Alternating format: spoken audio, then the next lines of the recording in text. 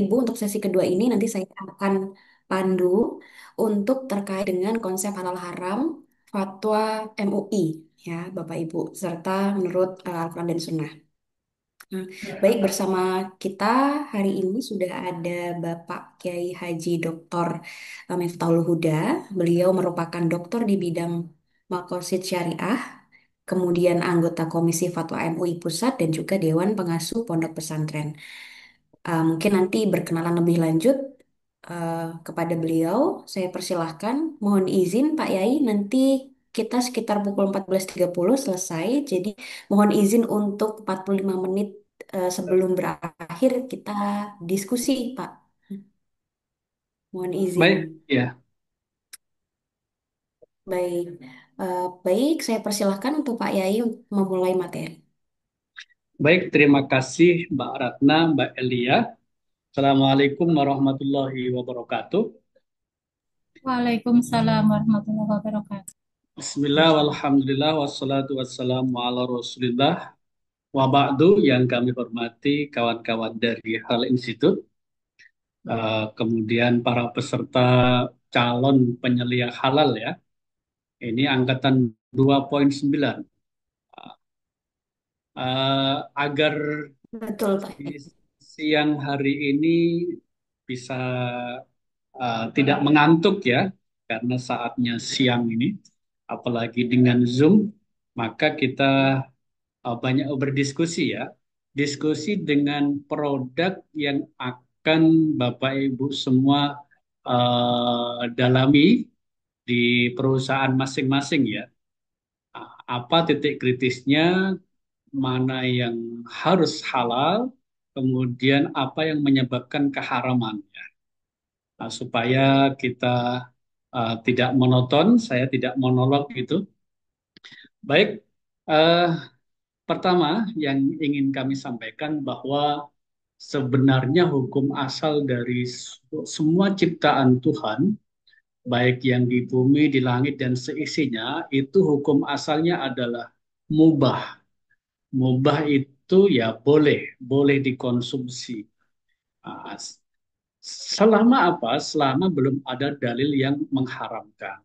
Nah, itu perbedaan antara muamalat dengan ciptaan, antara ibadah dengan muamalat ya.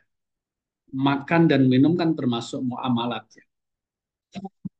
Kalau ibadah, hukum asalnya adalah haram. Al aslu fil ibadah al haram, tahrim.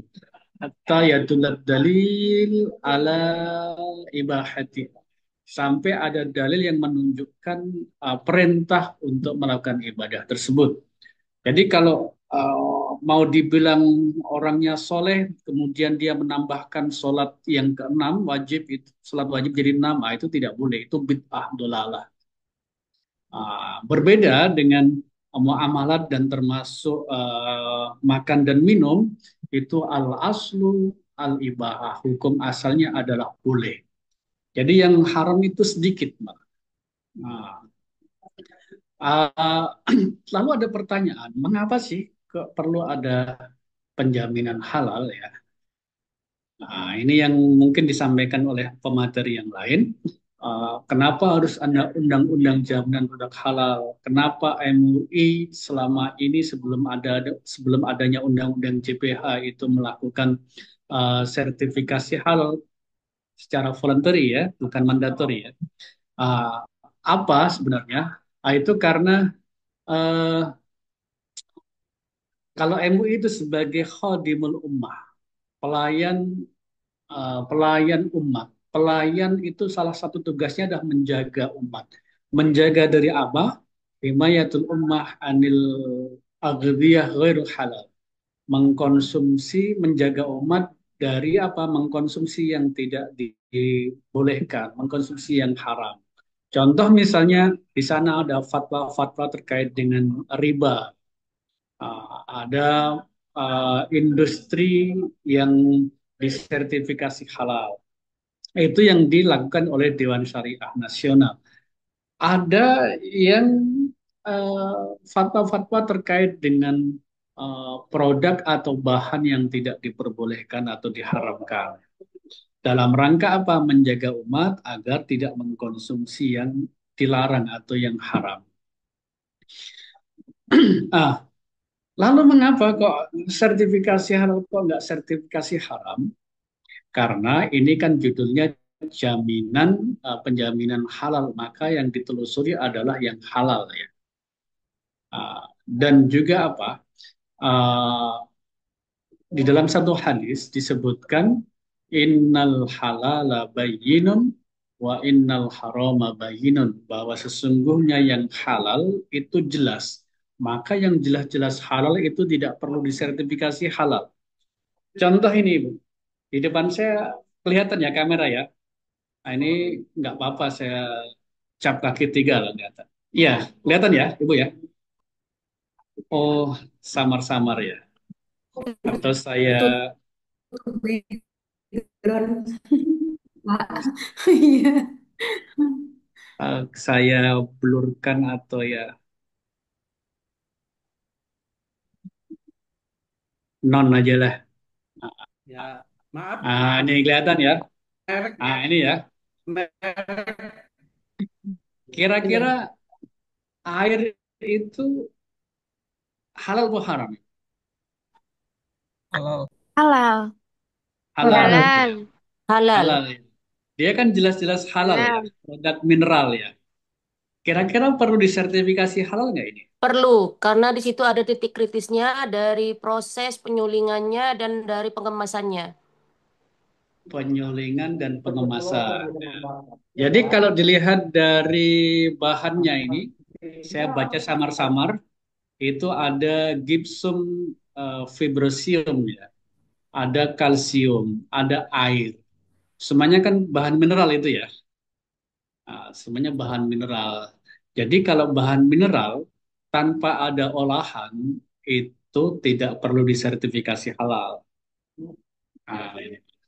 Karena di sini ada proses penyulingan tadi yang disampaikan oleh Bu Sulastri. Ah, Kemudian ada proses pengemasan. Di sini kan ada bahan plastik ya. Maka ini perlu ada proses sertifikasi halal. Baik, oke. Ah, ini ah, tisu ya. Kira-kira perlu nggak ini? Perlu. Perlu, Pak. Kenapa? Bapak. Ada prosesnya. Proses dari bahan baku sampai jadi tisunya.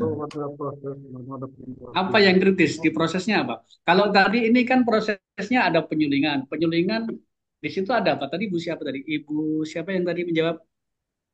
Kritisnya itu Pak, waktu prosesnya Bapak. Sehingga Ya.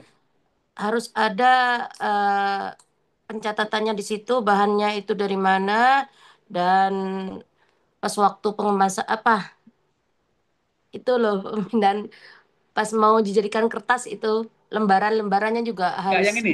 Yang ini tadi. Kenapa? Ini tadi krisisnya apa? Kritisnya tadi. Penyulingan, bahan Penyulingan yang kenapa digunakan, dia kritis? alat penyulingannya itu menggunakan bahan apa aja. Jadi maksudnya sudah yang bersertifikat halal apa belum, atau menggunakan bahan nabati atau eh, bahan hewani atau enggak, kayak gitu-gitu. Oke, oke. Terus masuk pengemasan juga ya. Iya, bahan Hmm. yang digunakan dalam waktu botol yang itu bahannya apa, kayak gitu, Pak. Oke. Sekarang kalau ini tadi Ibu Siti Rosmiati, tisu. Ini kritisnya di mana? Kok harus disertifikasi halal?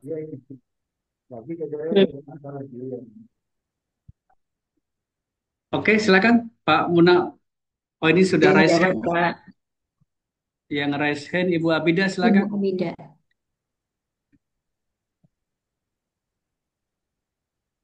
Abida Kurota Ayun masih belum terdengar Belum, suaranya. sudah unmute tapi belum ada suara. Ini sudah nih, udah nih. Cek, cek. Ya, udah kedengaran. Ya, izin Bapak, untuk tisu ini bisa dilihat dari bahan bakunya, bahan penyusun, terutama yang pertama dari bahan perekat atau adesif. Bahan adesifnya dapat apakah berasal dari gelatin hewani atau tidak. Kemudian dari bahan pemutihnya atau bleaching agentnya ini juga apakah dari bahan-bahan turunan hewani, kemudian dari pelapis atau coating tisunya itu untuk dapat bisa rekat dan juga dari proses-proses produksi seperti penggunaan mesin produksinya, apakah dia ada kontaminasi dengan bahan-bahan yang non halal ataupun najis. Kemudian Hmm. air yang digunakan dalam proses itu juga perlu dipastikan kesuciannya dan tidak tercemar atau terkontaminasi dari bahan kimia yang najis serta dari proses pengemasannya seperti itu. Oh. Tapi ini kan nggak dimakan, nggak diminum Ibu ya, nggak dikonsumsi ya. Iya betul Bapak. Apa perlu disertifikasi? Perlu, Pak. Eh, Tetap perlu. Ya, Perlu Pak Pak, Muhammad Iqbal tadi. bahan yang berbunyi. Silakan Pak Iqbal. Karena kan walaupun dia tidak dikonsumsi, tapi dia bisa menyentuh kulit manusia. Oke, berarti barang gunaan yang kritis yang perlu disertifikasi halal itu adalah jika ada sentuhan dengan kulit manusia ya. Betul, Pak. Oke, ada yang dari perusahaan Alkes nggak di sini? Ada Tes. Bapak. Ah, di Alkes itu ada problem ya. Sudah membaca PP dan PMA-nya dulu ya, PP ya. PP Iya. tahun berapa ya? 2024 nomor 42 kayaknya salah. Itu Alkes itu semua yang berbahan hewani atau mengandung unsur hewan itu harus disertifikasi halal. Kira-kira problem nggak di situ? Enggak juga sih Pak, tapi problemnya itu paling kalau misalnya kayak import itu yang kadang-kadang belum ngelink sertifikat halalnya sama BPJH gitu paling. Enggak, kan di situ tadi disampaikan oleh Pak Iqbal bahwa barang gunaan yang perlu disertifikasi halal adalah sentuhan langsung dengan manusia. Kalau nggak ada Iya. sentuhan, kira-kira ada isu kritisnya nggak di situ? Kalau berhubung saya produk alkesnya sentuhan sama kulit, jadi harus Pak. Ya, artinya kalau nggak sentuhan kan nggak ada isu ya. Iya, seharusnya nggak ada isu sih kalau nggak sentuhan mungkin. Tapi kalau misalnya kayak ada sentuhannya wajib sih Pak. Ya, di PP itu disebutkan bahwa semua alkes, semua barang gunaan, semua barang gunaan yang mengandung unsur hewani atau berbahan hewani harus disertifikasi halal. Menyentuh atau tidak menyentuh oleh tubuh manusia. Nah, Iya. itu kan dikeluhkan oleh para pengusaha yang jual beli alkes itu. Jadi perlu digarisbawahi di situ ada sentuhannya ya Pak Iqbal ya. Iya, Iya. Pak. Sebenarnya yang ada titik kritis sih Pak kalau tadi sama Bapak sebelumnya walaupun alkes tapi kalau dia tidak ada titik kritisnya misalnya pengecualian mungkin boleh tidak perlu sertifikat halal tapi kalau mau dicoba sok silahkan aja seperti itu. Hmm.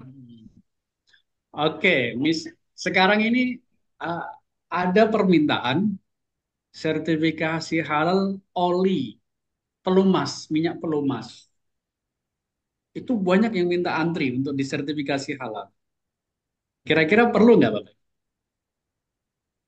Oli buat mobil gitu ya Pak berarti? Iya, minyak pelumas pokoknya mobil, motor gitu. Perlu, Pak, karena Perlu biasa Perlu. kan Pak, orang perlu Pak. pegang-pegang oli. Mm-mm. Hmm. Sebetulnya Kira-kira agak apa? sedikit Unsur untuk membahayakan kritisnya apa di kesehatan. situ? Karena kalau orang Kandungan mengisi kandungan oli zat di itu mesin ya. kan dipegang, Pak. Iya Oke, kalau Ibu kena. Hasnawati. Halo. Sebentar, Ibu Hasna. Ya, ya Pak. Ya, Perlu, kenapa Pak. perlu? Hmm. Karena kan biasa kalau terkadang ada hal-hal yang kita butuhkan oli dan kita sentuh olinya. Hmm. Jadi perlu sertifikat halal. Oke, Ibu Triana. Terima kasih Pak. Jadi Hmm. terkait pelumas itu ada yang berbahan dasar hewani. Jadi itu metil Oke. ester turunan reaksi dari metil dan trigliserida. Lah, trigliserida lemak ini bisa diperoleh dari lemak babi. Mengapa? Hmm. Karena babi sendiri kan secara produktivitas kan jauh lebih banyak daripada sapi. Jadi kebetulan background kami dari kimia dan kami juga pernah membuat metil ester yang dari Hmm. babi dan setelah dicobakan pada alat pemotong rumput itu bisa jalan gitu. Hmm. Jadi Oke, oke, oke. kemungkinan di masa depan karena eh, bahan yang berbasis minyak bumi ini kan tidak terbarukan ya, sementara yang Iya, iya, iya. dari babi itu terbarukan. Jadi bisa jadi perkembangan pelumas dari babi itu kemungkinan besar sangat possible itu, Pak. Oke, oke. Ini informasi baru bagi saya. Makasih, Bu Triana. Sama-sama, Pak. Mas Hanif?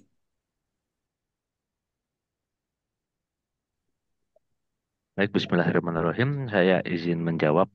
Ya. Saya mencoba melihatnya adalah dari asal hukum yang paling awal, yaitu hukum mubah, yaitu boleh dikonsumsi selama tidak ada dalilnya. Nah, tapi Hmm. saya juga mau melihat dari titik kritisnya adalah bagaimana dengan muamalatnya atau fungsi daripada produk itu sendiri, sehingga yang memberikan dampak baik itu kepada lingkungan ataupun kepada makhluk hidup itu bagaimana mempengaruhinya. Apakah dia akan membantu atau dia akan merugikan secara Oh, lingkungan ataupun secara makhluk hidup. hmm. Itu pendapat saya pribadi. Terima kasih. Berarti bukan pada zatnya ya, tapi dampaknya.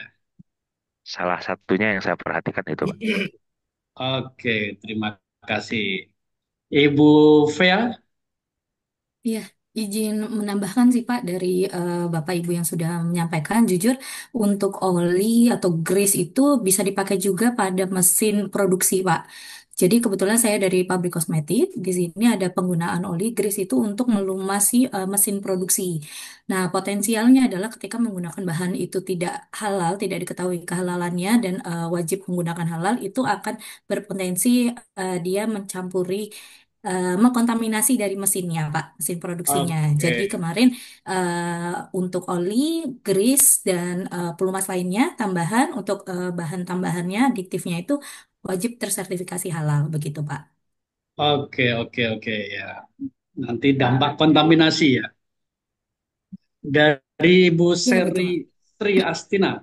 Ya, izin Pak, hampir sama seperti yang disampaikan Ibu Fea, Hmm. terdapat ada kontaminasi silang karena oli itu penggunaannya di banyak sektor ya Pak ya. Bisa jadi digunakan juga untuk kosmetik dan bisa juga digunakan untuk eh, alat-alat untuk memproduksi makanan atau minuman yang sektornya sudah besar. Jadi perlu adanya eh, sertifikasi halal begitu Bapak. Begitu Bapak. Oke, khawatir kontaminasi silang. Sama, hampir sama dengan tadi Ibu. Pak Afif. Ya, izin Pak menjawab. Jadi kalau dari sisi saya melihatnya karena oli itu juga di sektor industrial dia digunakan tidak hanya untuk pelumas tetapi juga pendingin. Bisa jadi oli itu tadi bersentuhan langsung dengan barang gunaan, hasil barang gunaan seperti contoh kemasannya. Jadi kemasan dari atribut mungkin kosmetik atau makanan. Jadi apa namanya kritis dari oli tersebut itu di apa namanya terkontaminasi kepada kemasan-kemasan tersebut. Seperti penggunaan minyak proses pembuatan food tray itu ya. Bisa dibilang Iya kan? seperti itu. Ya, bisa dibilang seperti itu. Oke, makasih Pak Afif. Nah, ini Pak Munawar. Pak Munawar Husni. Masih mute, Pak. Bapak, Ya, izin, izin Bapak.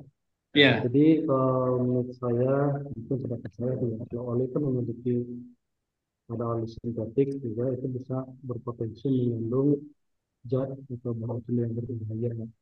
Jadi dikhawatirkan eh, memiliki dampak terhadap kesehatan. Itu aja Pak. Terima kasih. Oke. Ada memang dari pelaku usaha dari barang-barang gunaan itu mendorong dan meminta untuk diwajibkan untuk sertifikasi halal. Ini sampai sampai pada alat-alat kontrasepsi, itu dimintakan fatwa. Misalnya kondom ya, kondom halal atau pelumas kelamin yang halal. Nah, kira-kira itu kan kritis ya dia. Baik dari bahan atau yang kira-kira perlu nggak disertifikasi halal itu? Saat ini perlu nggak itu ya? Karena kami masih masih menahannya. Nanti khawatirnya salah dipahami orang. Nah, ini kondom sudah dihalalkan MUI. Nah, jangan-jangan nanti disalahgunakan. Wah, kok ini sudah halal salah gunakan gitu ya. Nah, baik yang raise hand baru ini ya, Ibu Amalia ya. Baik, Bapak. Assalamualaikum warahmatullahi wabarakatuh. Izin Waalaikumsalam ya. menjawab, jadi kalau untuk alat kontrasepsi yang perlu disertifikasi halal, itu perlu ya Pak, karena penggunaannya bersentuhan dengan kulit manusia dan itu penggunaannya memang apa ya, sangat ini sekali ya untuk alat vital justru. Nah, untuk penggunaannya yang nanti disalahgunakan itu kan niat penggunaannya masing-masing ya. Jadi untuk Hmm. sertifikasi halal lebih ke produknya, bukan ke penggunaannya gitu. Gitu. Hmm. Oke. Ini bukan suara pelaku usaha ini, Bu ya. Ya Pak, Bukan karena suara pelaku usaha ya, Ibu Amalia bukan, ya. bukan Bapak. Oke, Pak Samir. Assalamualaikum warahmatullahi wabarakatuh. Baik, Pak. Kalau untuk Waalaikumsalam. alat kontrasepsi itu kan dia berhubungan dengan produk-produk biologi dan alat kesehatan, di mana Iya. dalam aturannya memang wajib bersertifikasi halal, Pak. Jadi ya Hmm. nggak usah kita bahas lagi, karena dari aturan awalnya memang sudah termasuk dalam dalam kategori apa barang produk biologi dan alat kesehatan. Jadi ya alat kontrasepsi itu wajib bersertifikasi halal. Oke, Pak Samir. Eh, Dulu MUI ketika menfatwakan halal mesin pendingin kulkas itu kan ada apa ya, gejolak, ada omong-omongan yang tidak produktif gitu. Masa kulkas dihalalkan? Emang kulkas bisa dimakan? Jadi yang kita kita khawatirkan seperti itu. Setelah setelah kulkas itu akhirnya kita membatasi diri. Ini sebelum ada BPJBH ya, sebelum ada BPJBH. Waktu itu sudah ada permintaan, misalnya pipa ya, pipa saluran air itu minta difatwakan. Kemudian cat tembok juga minta difatwakan. Akhirnya kita batasi karena pasca penetapan fatwa halal uh, kulkas itu ternyata polemiknya tidak produktif sehingga kita tunda. Memang betul aturan undang-undang dan turunannya itu sudah mengamanahkan untuk disertifikasi halal barang-barang penggunaan yang kritis. Tetapi masyarakat ini apakah sudah siap atau belum ya? Nah, itu yang menjadi pertanyaan. Termasuk tadi alat kontrasepsi. Uh, itu sudah sebelum ada BPJBH minta difatwakan, tapi kita tunda dulu sampai saatnya nanti masyarakat bisa memahami bahwa ini memang perlu disertifikasi halal. Jadi kayak kayak penahapan pengharaman riba itu kan nggak sekaligus, Pak. Ada 4 tahap, termasuk pengharaman minuman keras itu juga ada tahapan-tahapannya. Oke, sekarang tadi kita sudah ambil contoh 3 ya, minuman, kemudian tisu, dan juga barang gunaan minyak pelumas. Kenapa suatu produk atau bahan itu diharamkan? Yang pada dasarnya kan itu semua halal ya, mubah untuk dimanfaatkan, mubah untuk dipakai, dimakan, diminum. Tetapi kenapa produk atau bahan itu diharamkan? Silakan. Oke, Ibu Bu Fea. Ya Pak, yang pertama biasanya karena tidak toyiban Pak. Jadi selain halal juga harus toyib kan Pak, aman untuk digunakan oleh manusia. Jadi biasanya produk yang tidak aman juga itu nggak bisa dihalalkan. Terus yang kedua adanya potensi Bentar, kontaminasi itu Pak dari, bentar Ibu. Satu aja, toyiban. oh ya, Kira-kira seperti apa prakteknya yang toyib di dalam produk makanan minuman itu? Yang tidak toyib itu eh, seperti yang tidak toyib misalkan kayak penggunaan pewarna makanan gitu Pak. oke, Ada warna pewarna makanan makanan. yang dari Oke. sintesis gitu. Sintesis itu apa, Bu?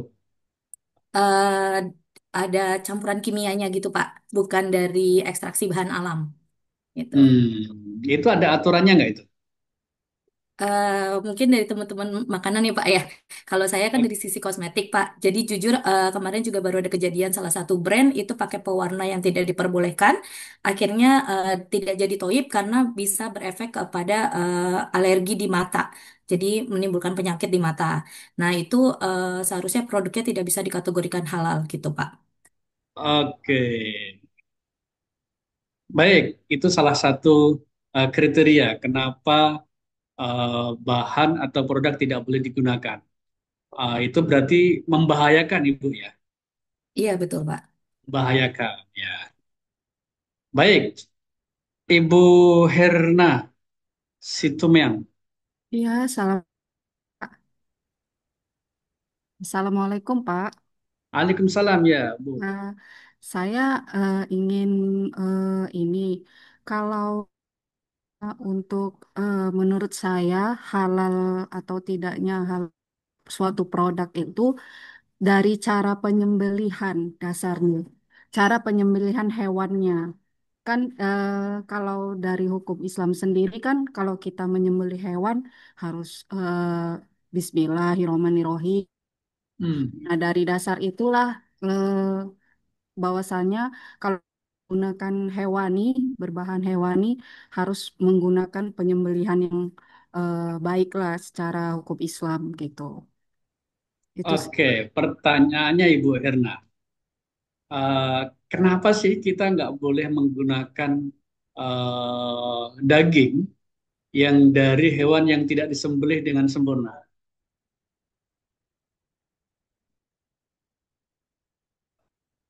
Misalnya dari hewan yang disembelih untuk persembahan. Hasilnya juga tidak halal gitu, Pak.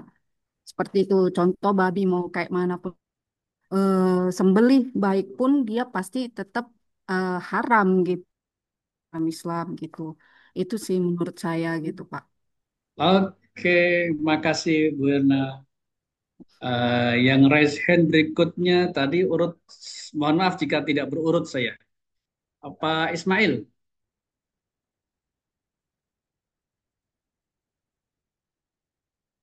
Pak Ismail?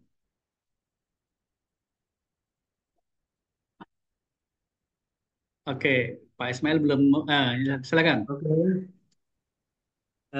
Kenapa kita tidak boleh makan daging sembelian yang tidak ada bismillahnya? Karena memang syariat menganjurkan itu. Hmm, hmm. Ya. Jadi kalau tidak ada syariat berarti kurang syarat rukun daripada eh, hewan disembelih itu. Oke, oke. Hampir sama ya, Bu Hirna ya. Baik, Ibu Amalia Krilan. Baik Pak, izin melengkapi dari Bapak Ibu di atas tadi. eh Ini kita, Din. ya, Ini ya, apa ini barang-barang yang sedikit. atas dasar syariahnya semuanya itu mubah kecuali Oh, yang dalam Al-Quran ini itu yang diharamkan dikurangkan. seperti babi, eh, apa binatang yang bertaring, kemudian Jadi, hamer, Iba itu kemudian ono. binatang atau Ono hewan yang gak ono. disembelih tidak memakai basmalah karena itu terhitungnya seperti bangkai. Oke, itu dia.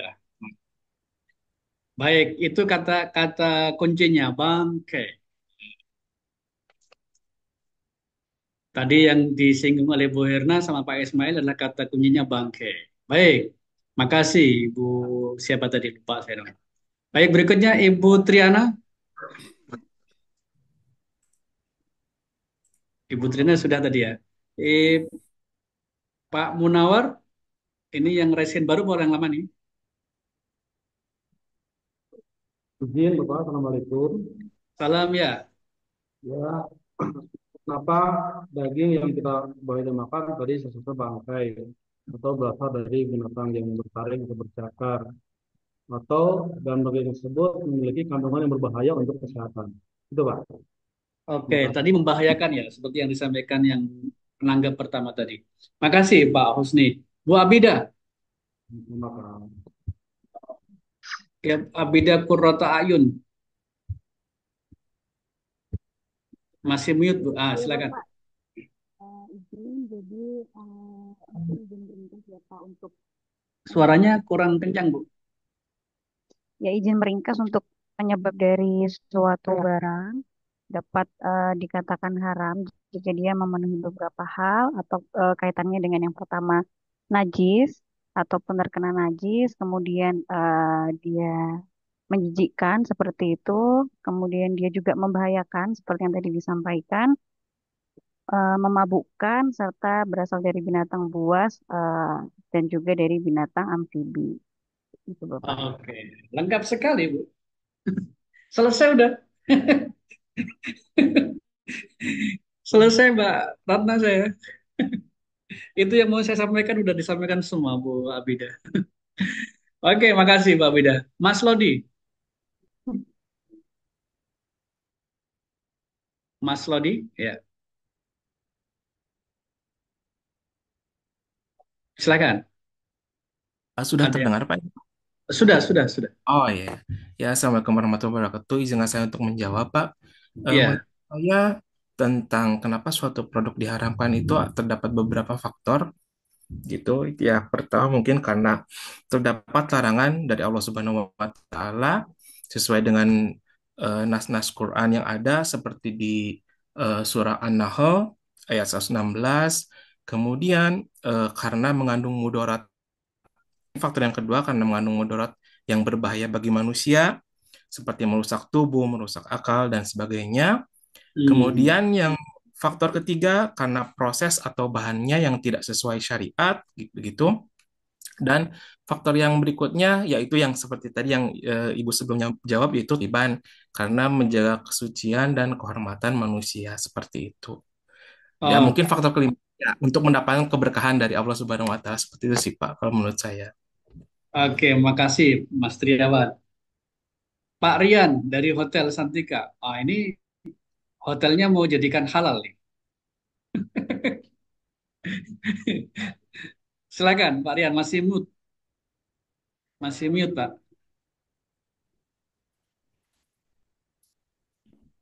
Ah, udah. Ya, selamat siang. Assalamualaikum warahmatullahi wabarakatuh, Bapak. Salam ya. Jadi saya ingin izin menambahkan aja, Pak. Tadi kan ada beberapa pertanyaan yang mengenai untuk pewarna makanan, Bapak ya. Iya. Jadi sepengalaman saya tuh di bagian produk, di produk tuh emang ada beberapa yang berbahan kimia dan ada yang non kimia, Pak. Benar mati. Jadi kalau yang non kimia emang kita tidak pakai, jadi kita memakai bahan-bahan dari alami, Bapak ya, seperti ada yang namanya kita bir peletok, Pak. Bir peletok itu kan Hmm, kita ngambil merahnya itu kan dari kayu secang, Pak. Kayu iya. secang itu bahkan menghasilkan warna merah gitu. Terus dari beberapa kunyit juga kan kunyit tuh sekarang banyak yang kunyit powder, Pak. Jadi kita lebih baik memakai kunyit yang asli, Pak, yang fresh. Jadi kan dari sisi warna juga emang lebih bagus yang fresh, Pak. Kalau yang powder kan kita nggak tahu, Pak, ya campurannya gimana gimana gitu, Pak. Terus dari beberapa bahan yang kayak pembuatan eh, nasian atau produk-produk pastry, kue dan itu juga sebenarnya bisa kita olah dari bahan seperti kayak membuat mie atau pasta kita bisa ngambil dari tanaman pak tanaman yang dari warna ungu atau kalau kita pengen hijau bisa ngambil dari pakcoy atau sawit ntar kita blender dan si intisari warnanya kita bisa ambil pak dari warna hijau atau kalau pengen warna oranye dari wortel dan dari bunga talang juga bisa sih Pak untuk makanan gitu sih ya.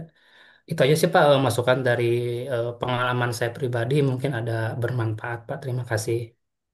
Oke, makasih Pak Rian. Ini Bu Sri tadi baru apa yang lama ini Ini raise yang hand-nya? baru, Pak.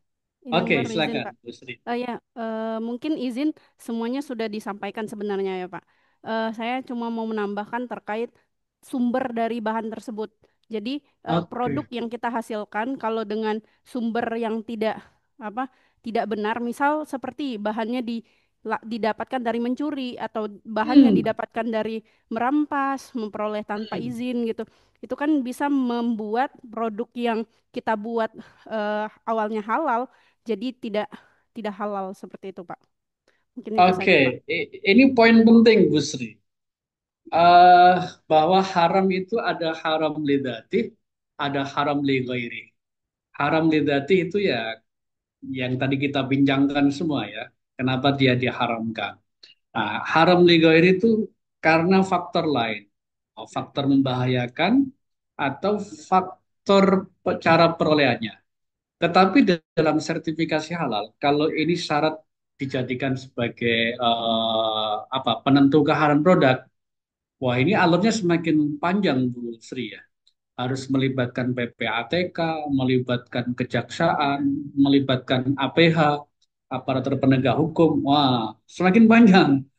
Jadi saya tidak maka di dalam SJPH standar jangan berhal itu tidak ada satupun yang menyebutkan cara mendapatkan dari mana itu yang tidak ada. Nah, meskipun Izin Pak, dalam dalam I- prinsip agama itu yang penentu juga itu ya. ya Tapi izin itu kan Pak. haram haram menurut apa?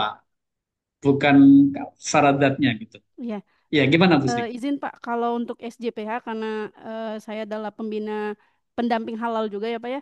Jadi Ya, ya. kalau di SJPH itu juga ditanya dari mana bahan ini diperoleh. Misal bahan A, misal kopi lah, misal kopi ini belinya di mana gitu.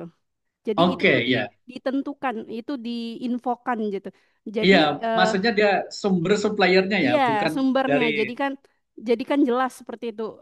Dia belinya di mana gitu. Apakah dia membeli, oke, apakah dia mendapat dari mana gitu. Seperti itu, Pak. betul. Jadi Karena gitu. metode telusur bahan ya memang seperti itu. Tapi kalau dari mencuri atau dari modalnya dari korupsi, ya itu belum masuk gitu ya. Oke, kenapa sih produk itu diharamkan? Yang pertama adalah karena najis. Najis ya. Najis itu apa saja?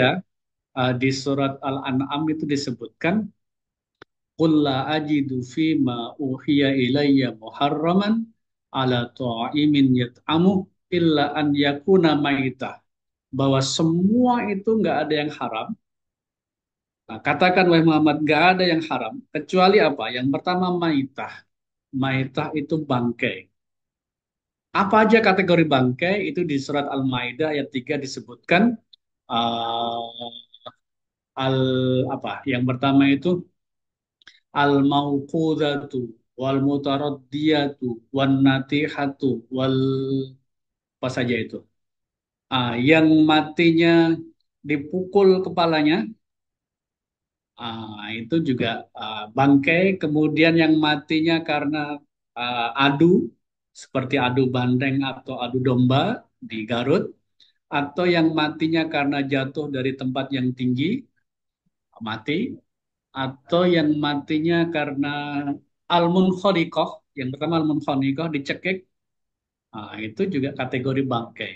Dan ditambah lagi dalam dalam SJPH standar Janurdak halal, semua hewan ternak yang disembelih tidak sesuai dengan standar SJPH atau tidak sesuai dengan standar fatwa, maka itu dikategorikan bangkai. Nah, problemnya di Indonesia itu kalau sudah jadi bangkai nggak bisa dijual. Tapi kalau di luar negeri masih bisa. Misalnya di Jepang itu kan dia punya dua jalur itu. Yang sesuai dengan standar fatwa, jalur kanan. Yang sesuai dengan tidak sesuai dengan standar, jalur kiri. Tetap dia laku. Kalau di Indonesia kan nggak laku lagi. Kalau sudah eh, tidak halal, ya harus dimusnahkan gitu, nggak boleh dijual. Wal al maita illa an yakuna maita. Yang kedua au damam masfuhan, karena darah yang mengalir, darah yang dialirkan. Kalau darah masih di dalam daging, itu masih halal ya. Yang raise hand ini ada pertanyaan, Pak Hendrik, silakan. Ya Pak, Eh, terima kasih sebelumnya. Saya coba. Eh, Tadi Bapak ada menyampaikan bahwa salah satu yang menyebabkan haram itu mati dengan cara dipukul kepalanya gitu. Sementara saya pernah dengar juga salah satu yang bangkai boleh kita makan itu ikan dan belalang, kalau saya tidak salah. Nah, terus saya tadi kepikir gitu, saya pernah jalan ke pasar beli ikan. Ada pedagang-pedagang ikan itu yang mematikan ikannya dengan cara dipukul kepalanya gitu, karena untuk isian dia nggak bisa gitu. Nah, kalau dengan kondisi seperti ini kita ikut dari ikannya boleh dimakan karena bangkai, walaupun bangkai, atau kita ikut juga aturan ini bahwa kalau mati, tapi matinya dipukul kepalanya ini jadi haram jadi. Mohon penjelasannya. Terima kasih. Oke, betul Pak, Pak Hendrik, bahwa ikan yang dipukul kepalanya itu adalah bangkai. Tapi bangkai ikan kan halal. Ya, itu dia. Bangkai ikan halal. Jadi ada ohillat lana maitatani wa damani. Dihalalkan bagi kami umat Nabi Muhammad dua bangkai. As-samaku wal jarad, yaitu ikan dan belalang. Jadi tanpa disembelih pun itu dia halal. Jadi kalau mati tanpa disembelih ya tetap halal dia, karena sudah dihalalkan. Saya saya dulu tahun 96-an, Mbak. Saya pernah berlayar tuh, ya. Berlayar di badan nelayan. Itu kalau malam-malam kita sudah kelaparan supaya kita nggak masuk angin ya kita mengkonsumsi ikan, langsung ditempelkan di lampu gas, lampu yang petromak gitu, kering udah kita makan. Nah, termasuk juga dengan belalang. Kemudian wadamani, dua darah. Apa itu? Hati dan apa? Atihal, hati dan apa yang darah, sekumpulan darah dalam dalam hewan itu. Lupa saya istilahnya satu. Jadi itu termasuk pengecualian, Mbak ya. Betul dia kategori bangkai karena tidak disembelih, tetapi bangkai ikan adalah halal. Demikian Pak Hendrik. Berikutnya Pak Deden Raisen. Ya, Assalamualaikum warahmatullahi wabarakatuh, Pak Haji. Mohon maaf Salam kalau ya. saya tidak terlihat kameranya agak agak error nih laptopnya. Iya, Tapi iya. ada beberapa hal yang ingin saya tanyakan karena hari ini itu kan yang namanya dunia peternakan, apalagi yang namanya penggemukan, eh, usaha peternakan yang sudah modern dan salah satunya adalah bahan baku pakannya itu akan sudah bahan baku bersumber dari pakan yang sudah dari berbagai jenis bahan baku pakan. Nah, yang kita tahu bahan baku pakan ternak itu ada yang dari tepung tulang, kemudian ada yang dari tepung darah, dan bahkan kita tidak bisa menelusuri, tidak menutup kemungkinan bahan baku pakan itu adalah bersumber dari tepung darah ataupun tepung tulang ataupun tepung bulu dari hewan yang haram. Ya, dalam dalam hal ini ada kita sebut babi. Dikala pakan yang sudah yang bersumber dari bahan baku yang haram itu diberikan kepada sapi ataupun kepada ternak yang lain, ayam contohnya ataupun unggas contohnya, terkait nanti di saat mau penyembelihan, eh, cara menghukumnya seperti apa? Dalam arti karena proses pemeliharaan hewannya telah diberikan pakan yang haram dari bahan baku yang haram, terkait dengan halnya seperti apa, Pak? Dalam arti mesti ada karantina dulu atau boleh langsung disembeli atau seperti apa supaya jelas kondisi kehalalannya seperti itu. Terima kasih, Pak Haji. Oke, makasih. Kita ada dua fatwa ya terkait eh, hewan ternak atau ikan yang diberi pakan eh, bahannya dari non halal. Yang pertama bahwa jika yang diberikan konsumsi itu adalah mayoritas adalah haram bahannya, produknya, maka dan itu merubah pada rasa dan aroma daging baik ikan maupun hewan ternak, maka itu termasuk kategori jalalah dan jalalah itu adalah haram. Tetapi itu bisa berubah hukumnya jika ada proses karantina yang bisa merubah aroma dan rasa dagingnya. Nah, itu yang pertama. Yang kedua, jika bahannya itu adalah dari babi, maka hewan ini tidak boleh disertifikasi halal, hewan ternaknya. Oh ya. Meskipun yang diberikan itu tidak mayoritas, hanya sedikit aja. Nah, itu tidak bisa disertifikasi halal. Nah, jadi fatwa yang kedua itu tidak menghukumi apakah hewan ternak tersebut atau ikan tersebut itu halal atau haram, tetapi fokus pada proses sertifikasi halal. Karena apa?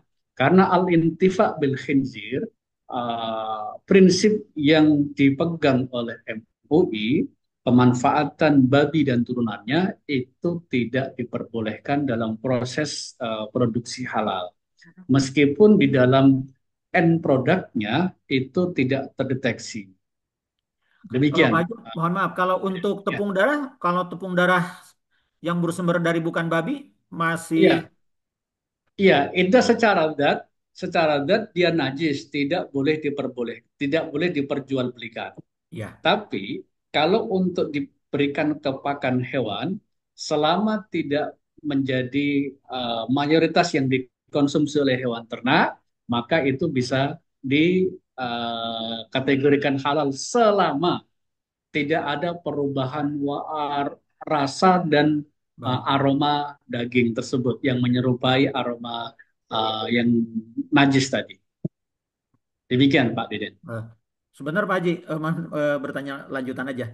Berarti kalau Ya, misalnya kita nanti sudah menjadi penyelia halal, salah satu hal yang mesti kita telusuri adalah di saat kita akan mendampingi RPH ataupun RPU yang akan disembelih, salah satu yang harus ditelusuri itu adalah bahan baku pakan yang digunakan oleh supplier ataupun oleh perusahaan penggemukan ataupun penggemukan sapi atau ayamnya Pak Haji ya, seperti itu. betul, betul Pak. Harus harus ditelusuri itu Pak.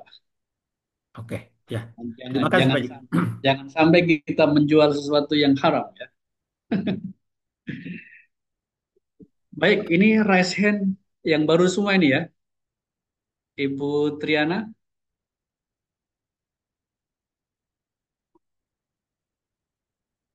Dari saya sudah tidak ada, Pak. Oke, oke. Dari sahabat Unggas, Pak Arbi.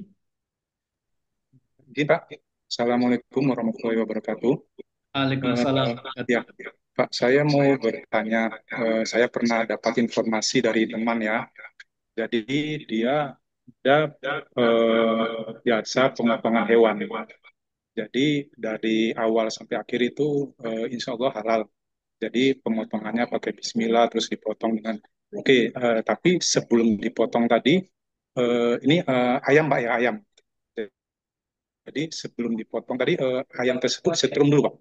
Sebelum dipotong. Jadi karena pemotongannya kan mungkin sampai ribuan ekor. Jadi kan kalau nggak disetrum dia mungkin meronta ya ayamnya. Jadi biar supaya tenang ayam tadi di setrum dulu. Nah, itu gimana Pak ya? Oke, ini masuk lompat ya terkait dengan standar halal, baik di Komisi Fatwa, di Fatwa maupun di SCPH maupun dari SNI ya, bahwa sesungguhnya kalau di Fatwa itu lebih mendorong pada penyembelihan secara manual tanpa ada proses stunning. Tetapi dalam rangka satu, eh, jika hewan itu disuplai dari daerah yang mewajibkan stunning kan kita nggak bisa menolak. Misalnya sapi ya, dari New Zealand, dari Australia itu kan sudah ada chipnya Pak ya. Setiap hewan, setiap ekor itu dikasih chip. Kalau misalnya dia disembelih tanpa stunning, ketahuan, kedetek. Sehingga nanti dia akan kena, apa istilahnya, kena sanksi lah. Yang perlu digarisbawahi di sini yang teliti adalah proses stunningnya, bahwa stunning di sini digunakan adalah untuk fungsinya adalah ihsanud dzabh, menyembelih dengan ihsan, tidak untuk menyakiti. Maka standarnya harus diperhatikan betul. Saya pernah satu audit rumah potong unggas di daerah daerah mana, ke arah Serang itu, eh, Tangerang, Cikupa, daerah Cikupa. Itu eh, standarnya sih ukurannya sudah normal Pak, stunningnya itu. Dia ukurannya masih di standar 20 sampai 35 voltasenya, ampernya. Kemudian kita cek berapa menit, berapa detik dia dialirkan di strom tadi. Dia standar juga, nggak melebihi 15 detik. Tapi ketika disembelih itu kita ambil 8 ekor ayam, separuhnya mati. Akhirnya coba cek lagi, besok diturunkan itu voltasenya dari 25 ke 15. Ternyata sudah ada penurunan, penurunan yang mati, yang dulu yang kita sebelumnya adalah 50%, sekarang udah berkurang jadi 20%. Jadi harus dipastikan terus ukuran voltasenya itu tepat. Tetapi itu kan tergantung jenis berat ayam juga. Kalau ayamnya besar tentu dinaikin dikit. Kalau ayamnya kecil diturunkan dikit. Jadi harus diuji terus ini ukuran daripada voltase untuk stunning ayam ini. Jadi Pak, Di intinya dia disetrum jangan sampai mati gitu Pak ya. Iya, iya betul. Potongnya baru. Oke, siap Pak, siap. Ya, oke. Jadi harus dipantengin sama penyelia ini. Di voltase ini salah satu titik kritis yang paling menentukan kehancuran produk ya. Karena Oke dia Pak. menyembelih sudah bangkai atau masih hidup ya. Oke, terima kasih Pak informasinya. Oke, Ibu Siti.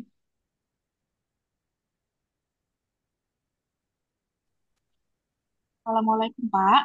Waalaikumsalam ya. Ini Pak, yang mau saya tanyakan mengenai tata cara penyembelihan ayam ini Pak.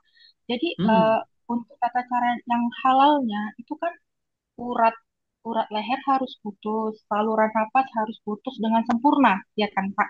Jadi Iya. ada beberapa informasi yang saya terima terkait penyembelihan hewan. Ada beberapa orang ya penjual, mereka tidak menyembelih dengan sempurna. Tapi saya lihat, dan saya mendapat berita dari mereka, bahwasanya itu dicucuk gitu lehernya, Pak. Sampai meninggal, sampai mati gitu ayamnya. Dan diperjualbelikan. Dicucuk tuh sampai Ah, putus. lehernya dicucuk gitu aja gitu, Pak. Sampai apa. Jadi saya berpikir, Oh, gimana saya, jadi saya sampai khawatir dan hati-hati nih kalau mau beli ayam ya kan Pak, karena saya orang awam nggak tahu menahu soal itu. Jadi setelah saya dapat informasi seperti itu, jadi saya harus perhatikan betul-betul bahwa leher ayam itu harus sampai benar-benar putus. Itu apa hukumnya Pak kalau hanya mencucuk gitu aja sampai mati ayamnya baru diperjualbelikan oke. gitu Pak? Sistem Oke. pencerahannya ya Pak. Terima Standar kasih. penyembelihan ya di dalam fatwa maupun di Kepkaban ataupun dari SNI yang harus terputus adalah 4 ya. Yang pertama ada saluran pernafasan, yang kedua adalah saluran makanan, yang 3 dan 4 adalah wadajain, yaitu urat nadinya. Keduanya harus terputus. Jika salah satu dari 4 ini tak terputus, maka itu dianggap sebagai bangkai. Sehingga haram untuk dikonsumsi. Ini untuk proses sertifikasi halal Ibu ya. Kalau misalnya dia untuk konsumsi sendiri, ya beda lagi hukumnya ya. Karena dia bukan untuk mendapatkan sertifikasi halal, sertifikat halal. Kalau bagaimana kalau terputus semuanya, itu malah justru tidak baik. Karena terputus semua, hubungan antara saraf dengan apa ini otak itu terputus. Bisa jadi dia nggak bisa menyuruh apa saraf untuk memompa darah. Jadi ada kan sering kita lihat yang sudah terputus kepalanya, tapi masih hidup, itu malah nggak bagus dia, karena darah tidak bisa keluar sempurna karena tidak ada perintah dari otak untuk mengeluarkan darah. Nah, itu malah nggak bagus kalau terputus lehernya secara semuanya terputus kepalanya. Kan dulu ada ayam yang sampai 1,5 tahun hidup tanpa kepala. Nah, itu ada dulu. Oke, makasih Bu Siti ya. Pak Rian, ada lagi yang kita diskusikan? Eh, ya Pak, hanya izin bertanya sih Pak, Ya. tentang kan ada beberapa kami sebagai orang produk itu memakai dari daging-daging dari luar juga Pak, yang kayak seperti sirloin, tenderloin, ataupun dari Jepang Wagyu, atau mungkin nanti ada juga yang sirloin meltik ataupun short rib ataupun lambrek. Itu kan kami pun hanya sebagai pengguna Pak ya.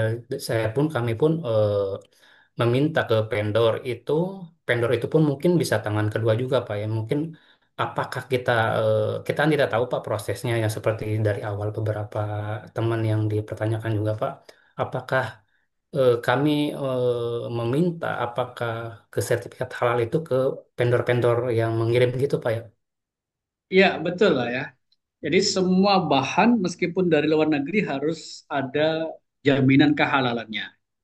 Jaminan kehalalannya itu bisa melalui SCPH, melalui BPCPH, sertifikat halal yang kita kenal ini, yang Hmm, galungan ini, ya. atau dari kejaminan halal dari LHLN, Lembaga Halal Hmm. Luar Negeri. Lembaga Halal Luar Negeri tentunya yang sudah ada agreement dengan BPJBH, yang sudah di assessment. Oh Dan begitu ditambah Pak. lagi bahwa produk tersebut sudah didaftarkan di Si Halal Oh ya betul. dan didaftarkan di Si Halal.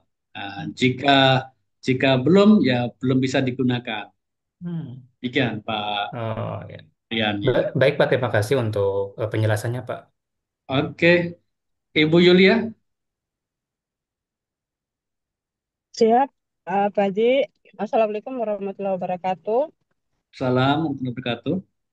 Yang saya mau tanyakan ini Pak, hukumnya akan potong unggas Pak ya, yang dalam jumlah atau kapasitas besar. Nggak mungkin kan Pak, kalau misalnya potongnya 1.000 ekor, setiap potong satu Bismillah, tiap dua Bismillah, lama-lama encok juga kan Pak. Nah, kira-kira itu hukumnya seperti apa Pak Haji? Terus yang kedua, gimana hukumnya juga, misalnya RPH yang dia menggunakan alat pemotong ayam yang satu kali potongnya itu dalam kapasitas besar, Pak Haji. Itu yang pertama dulu, Pak Haji. Izin nanti lanjut yang kedua. Oke, yang kedua Pak. Yang kedua, izin, Pak, selama ini kan kita paham tentang halal haram itu kan secara syariat aja, Pak Haji ya, yang secara yang tersurat begitu. Tapi jarang kita memahami yang secara yang tersirat. Nah, bagaimana kita mengidentifikasi halal haram yang secara tersirat ini, Pak Haji? Terima kasih, Pak Seperti Haji. apa? Seperti apa yang tersirat itu? Contohnya gini, Pak Haji. Misalnya kan kita tahu bahwa misalnya gini, sesuatu yang merusak tubuh sepepahaman saya, Pak Haji, yang halal itu bukan hanya berupa makanan atau apapun, tapi ketika merusak tubuh juga udah nggak halal. Oke, Saya minum obat misalnya obatnya semuanya halal, tapi ketika saya minum membuat tubuh saya jadi keliengan, saya jadi pusing kan efeknya berarti kan mengganggu tubuh saya. Menurut saya itu udah nggak halal juga. Maksud saya mungkin oke, seperti itu secara tersirat Pak Haji. Terima kasih. oke, oke. Makasih Ibu Ibu Yulianing sih. Ini bahasanya seperti orang Timur ini, Izin dari Papua Pak Haji. Papua ya. Oke, yang pertama tadi terkait dengan penyembelihan. Secara standar fatwa, meskipun dia menyembelih 1 juta ekor ayam, itu setiap penyembelihan harus baca minimal basmalah. Bismillah, Bismillah, Bismillah. Gitu. Bismillah. Tidak boleh menjamak ya. Bismillahirrahmanirrahim. Allahumma sholli ala sayyidina Muhammad. Baca Fatihah. Saya menyembelih 1.000 ekor. Nggak boleh. Tetap harus satu persatu. Itu standar fatwanya. Meskipun di SNI itu ada yang misalnya di situ menyebutkan 10.000 cukup diucapkan sekali basmalah di akhir. Itu secara SNI ada sih. Tapi di dalam standar fatwa kita mensyaratkan setiap penyembelihan harus minimal membaca basmalah. Nah, yang kedua, bagaimana dengan penyembelihan yang pakai mekanik, pakai alat mesin? Nah, itu beda dengan yang manual tadi. Yang pakai mesin ketika memencet sebelum mencet on start itu harus mengucap basmalah. Bismillahirrahmanirrahim. Nah, nanti kalau dia istirahat, mau mulai lagi, baca lagi Bismillahirrahmanirrahim. Nah, itu berbeda hukumnya, Bu. Nah, karena apa? Kalau di waktu saya ngaji kecil itu, kalau kiai mengumpamakan dulu itu, kalau kita bawa ketepel berburu di hutan atau di sawah, mengucapkan basmalah, melemparkan ketepel, dapat 5 burung, nah itu semuanya halal. Demikian juga dengan berburu. Nah, itu beda manual dengan penyembelihan yang pakai mekanik. Oke, yang ketiga tadi adalah seperti disinggung Ibu siapa tadi, kenapa produk itu diharapkan karena membahayakan. Yang tadi pakai pewarna makanan yang membahayakan. Di sana kan ada BPOM ya. BPOM itu ada salah satu keputusan BPOM tentang penggunaan bahan pengawet yang tidak diperbolehkan. Nah, itu karena membahayakan kesehatan. Nah, itu namanya safety food ya. Artinya gini, semua barang edar, produk yang diedarkan, selain harus mendapatkan sertifikat halal, juga ada izin edar dari BPOM. Nah, BPOM itu ialah yang memvalidasi kesehatan dan keselamatan pangan, safety foodnya. Sementara kehalalnya adalah ranahnya Majelis Ulama Indonesia, ranahnya BPJPH. Demikian Ibu ya. Eh, boleh Ibu bilang bahwa ini misalnya Ibu atau kita seseorang itu sudah punya kolesterol tinggi, kadar gula tinggi, maka dia diharamkan baginya untuk mengkonsumsi durian karena itu membahayakan dirinya.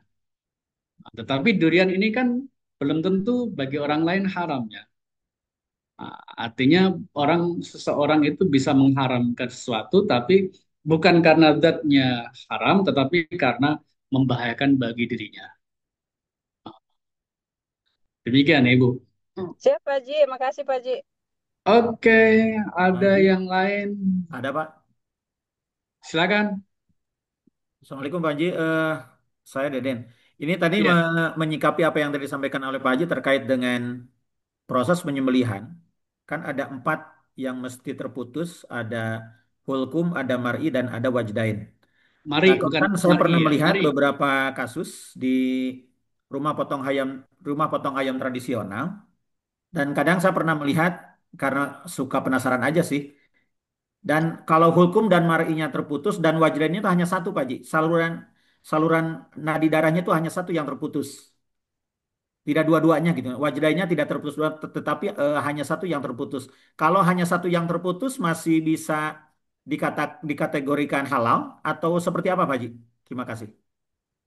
Kalau dia untuk jual beli yang mau dapat sertifikat halal, maka itu kategori bangkai. Oh iya. Nah, karena standar jangan produk halal untuk hewan sembelian itu empat-empatnya harus terputus. Iya. Nah, salah satu tidak terputus maka dia dikategorikan bangkai. Oke. Tapi kalau untuk konsumsi sendiri silahkan, nggak masalah. Ya. Oke. Kalau mau dapat SH nggak boleh, harus empat-empatnya terputus. Siap. Kalau Terima kasih, demikian ya, Pak. Pak. Oke, berikutnya. Izin Pak, izin Pak. Silakan Pak Hasim Syarif. Samir Pak, Hasim nama bapak saya Pak, izin. Oh, Iya Pak, izin. Jadi saya ada beberapa kali membantu RPU untuk mendapatkan sertifikat halal. Nah, terkait dengan penyetruman itu Pak, jadi arahan dari auditor pada saat ayam itu tiba di eh, tempat di rumah potong, itu harus diistirahatkan dulu Pak. Ya, sedangkan yang dia dari perjalanan aja mesti diistirahatkan gitu loh.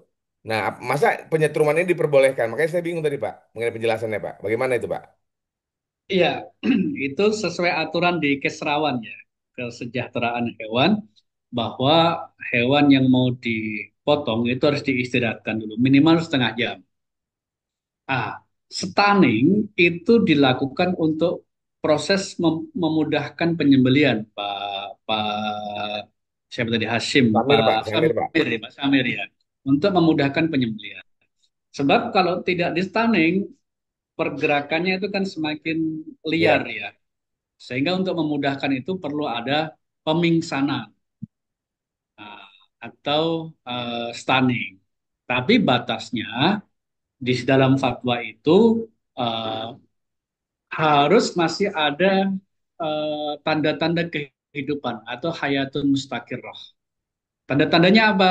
Masih ada gerakan badannya, masih gerakan pupilnya itu, matanya masih refleks, masih ada nafas. Untuk membuktikan itu, sebelum disembelih, stunning itu diturunkan kita, menurunkan berapa secara random gitu ya. Uh, Masih hidup nggak dia pasca stunning? Dan itu kita dulu kasih standar maksimal sebelum 1 menit sudah berdiri lagi ayamnya. Nah, kalau dia nggak berdiri lagi perlu dievaluasi ukuran stunningnya, voltasenya maupun lamanya di strom tadi. Demikian Pak Samir. Berarti dia harus masih bernapas ya Pak? Belum mati gara-gara di setrum ya Pak? Iya, harus. Judulnya itu ya Pak ya berarti ya. Kalau sudah Oke. mati berarti jadi bangkai ya Pak? Eh, Memang ini kan ada perbedaan standar ya. Kalau di Brunei itu salah satu negara yang nggak memperbolehkan stunning. Kalau selain itu semuanya membolehkan praktek stunning. Oke, Baik Pak, terima kasih lanjut. Pak. Izin tanya, Sama-sama. Pak. Silakan, Bu Hani. Ya, izin tanya, saya Hani Farisa Prahesti. Izin bertanya terkait sertifikat halal luar negeri, Pak. Jadi, untuk bahan baku kami ini kan dari import.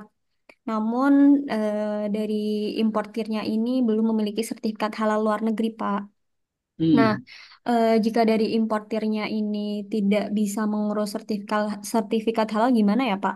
Solusinya gitu. Karena kan eh, bahan bahan import yang kami gunakan ini kan berupa benang yang mengandung hewan. Sebelumnya saya kan sudah konsultasi juga infonya, misal dari importir bahan bakunya tidak memiliki sertifikat halal, itu harus mengurus sertifikat halal. Apakah ada solusi yang lain, Pak, selain meminta importirnya untuk mengurus sertifikat halal, atau bahan bakunya jika diuji lab sendiri gitu bisa nggak ya, Pak? Makasih. Eh, ini kan problemnya administrasi ya, problemnya administrasi.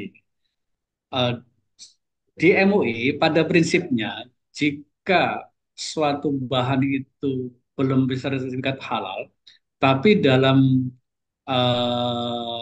audit itu mungkin ditelusuri mulai dari bahan yang digunakan, kemudian flow chart proses produksinya bisa dipastikan nggak ada kontaminasi dengan sesuatu yang najis, maka itu diterima. Nah, tapi kan problemnya sekarang sudah ada hukum administrasi dari SCPH, dari BPJPH. Nah, itu yang mengharuskan harus ada SH-nya, Ibu Hani. Iya, iya Pak.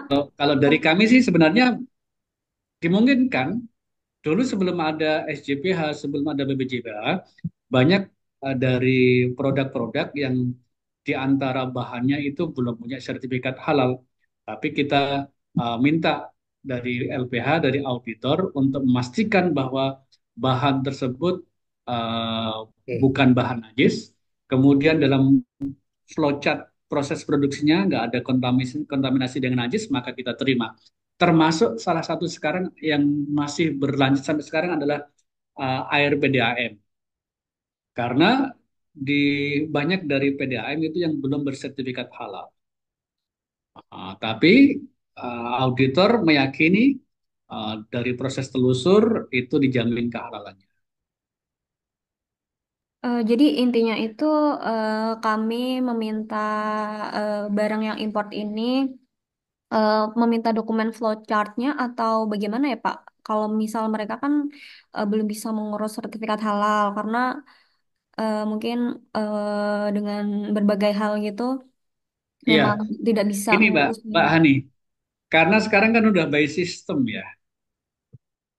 By system di si hal itu kedetek ini. Ini belum ada SH-nya. Nah, itu secara sistem mungkin tertolak gitu ya. Tapi nanti bisa berkomunikasi dengan materi yang lain ya. Materi yang lain nanti barangkali dari SCPH atau dari si halal bisa didiskusikan ulang ya, Mbak Ani ya.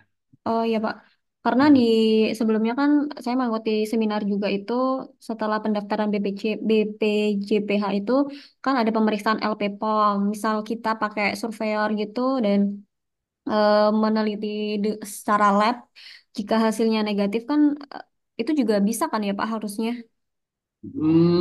Secara prinsip bila itu diyakini dan hasil validasi nggak ada yang membuatnya najis atau haram, maka kita terima. Oh, berarti dengan tahapan yang tadi saya jelasin, pemeriksaan lab LPPOM, misal menggunakan surveyor, terus dicek hasilnya negatif itu juga bisa ya Pak? Nggak perlu, karena sulit untuk komunikasi dengan importirnya gitu. Iya, iya, Bisa ya Pak ya? bisa, bisa. Baik, Ya. baik Pak. Tapi ini versi Komisi Fatwa ya. Nanti BPJPH barangkali punya kebijakan lain, itu kita nggak tahu. Karena itu yang mengelola si halal kan BPJPH. Oh ya, baik Pak. Makasih Pak. Oke, makasih. Oke, yang lain? Ini Mbak, Arif Pak. Oke, silakan Pak Arif Santo. Izin Mbak tanya Pak, ini kan terkait bahan yang digunakan dalam proses pesyaratan halal adalah salah satunya memiliki sertifikat halal. Dan kendala yang mungkin saat ini masih ada kan kita bahan bakunya tidak mesti beli dari industri yang sudah memiliki sertifikat halal. Salah satunya kita beli di pasar ya Pak, seperti ayam.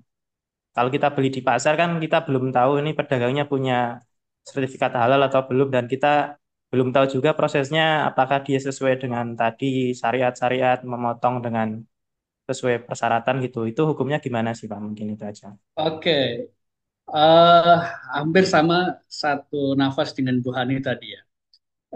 Di industri akekah ini kan, itu kan stok daging kambing yang full seperti di RPH itu kan masih jarang. Biasanya akekah itu kan pengelola akekah bermitra dengan peternak kambing ya. Dan peternak kambing tersebut belum punya sertifikat rumah potong hewan. Maka itu yang dilakukan adalah persaksian penyembelihannya.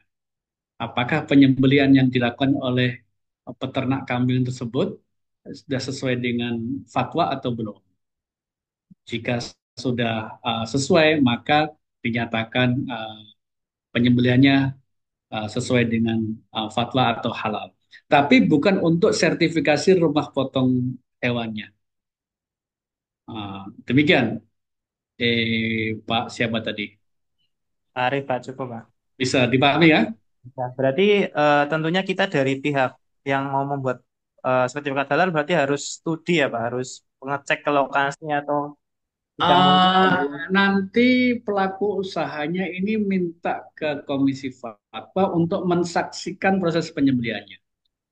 Ini banyak kita lakukan di rumah-rumah akekah atau mie ayam. Mie ayam itu kan ngambilnya mungkin di rumah potong ayam yang kecil yang belum ada sertifikatnya. Maka kita menyaksikan proses penyembelihan, persaksian penyembelihan. Oke, bisa dipahami? Cukup Pak, terima kasih Pak. Oke, berikutnya. Saya Bapak. Assalamualaikum Pak. Ya, silakan Mas Triawan dulu. Izin bertanya lagi Pak, ini tentang korelasi saya, karena kan saya berdomisili di Jepang begitu ya Pak, dan ingin mengembangkan karir di sini gitu di bidang halal manajemen logistik. Nah, pertanyaannya itu bagaimana standar halal BPJPH setelah saya mendapatkan sertifikat penyelia halal gitu dapat diterapkan secara efektif di sini di Jepang yang notabene tidak memiliki regulasi nasional khusus untuk halal begitu Pak. Itu pertanyaannya. Pelaku usahanya nanti mendaftar ke BPJPH untuk disertifikasi halal.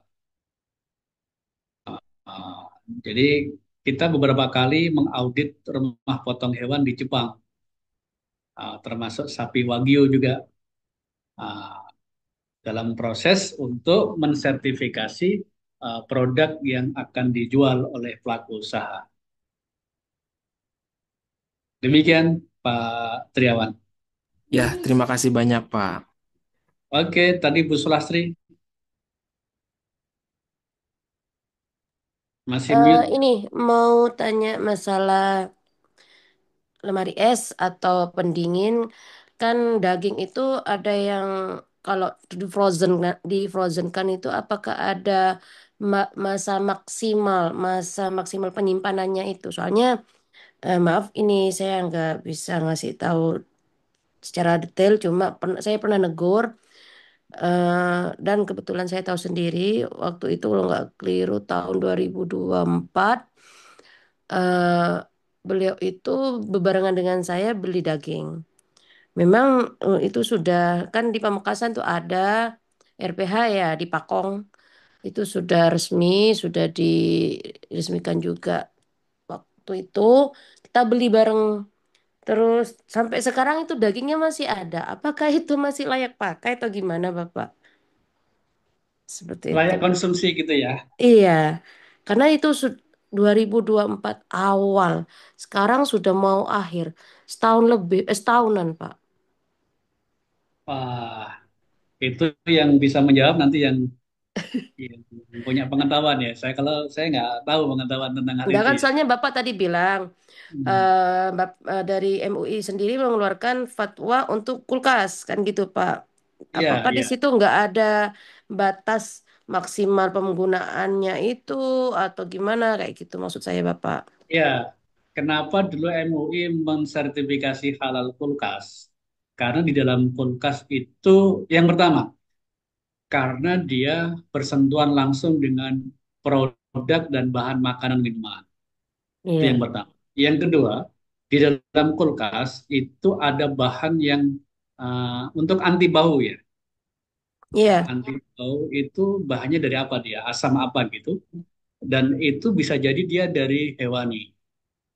Maka perlu ditelusur asal-usulnya hewan apa yang dijadikan sebagai bahan anti bau tersebut. Maka perlu disertifikasi halal. Nah, untuk masa penyimpanan berapa bulan, berapa tahun, itu bukan kapasitas saya untuk Oh, siap, mengetahui. Bapak. Mungkin nanti informasi dari kawan-kawan yang lain bisa Siap. melengkapi. Makasih, Bapak. Oke, sama-sama. Pak izin mau menanggapi Pak mengenai frozen food Pak. Ya, silakan. Pak, frozen food itu kan termasuk reguler dalam pengurusan sertifikat halalnya kan. Artinya ya kalau memang ada frozen food itu kan sudah pasti eh, secara izin edar dari Dinkes juga sudah ada, ya kan?